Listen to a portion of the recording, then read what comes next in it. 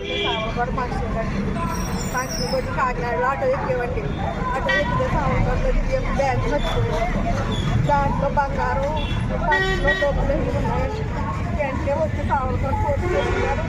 ఆయన ఇప్పించారండి. మాకు ఎంతో కష్టపడి మాకు కెమెరాలో చూసి మాకు ఇప్పించారు. ఏ సమయంలో పోయండి ఈ వస్తువులు ఏ సమయంలో మర్చిపోయారు? ఈరోజు 3:30 సమయంలోనండి. మీ పేరండి? నా పేరైతే నాకు వస్తువులు ఎంత కాస్ట్ ఉండొచ్చు అంటే మీ ఆలోచన ప్రకారం?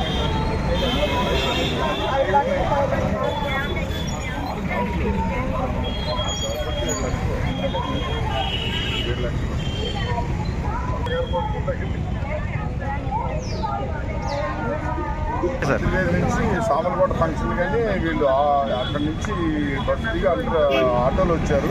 అందులో బ్యాగ్ మర్చిపోయారు. ఆ బ్యాగ్ మర్చిపోవడం అందులో 5 గ్లాసులు బంగారం, డబ్బు, కొన్ని కట్టలు అన్నీ ఉండిపోయినాయి అందులో. కానీ ఆటో నెంబర్ అది వాళ్ళకి ఐడెంటిఫికేషన్ ఉండదు కదా. మన దగ్గరికి తొందరగా వస్తే వచ్చిన సీసీ కెమెరాలు ఉన్నాయి మన దగ్గర. బస్ స్టాండ్లో కానీ ఇక్కడ కానీ రైల్వే స్టేషన్ అన్నీ కనిపించి సీసీ కెమెరాలు 25 కెమెరాలు వేయించాను నేను. ఇక్కడ మన డిఎస్పీ గారు, సిఏ గారు, ఎస్పీ గారు ఆదేశాల మేరకు ఆ సీసీ కెమెరాలో చెక్ చేస్తే ఆటో నెంబర్తో సహా మనకి ట్రేస్ అయింది.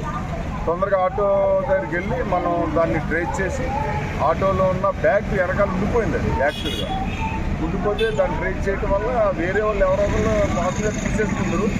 మనం వెళ్ళి తీసుకొచ్చి వాళ్ళ బ్యాగ్ అందులో 5 గ్లాసులు బంగారం, చైన్ అవి ఉన్నాయి. అవన్నీ అమ్మాయికి పసుపచ్చడం జరిగింది. Okay, thank you.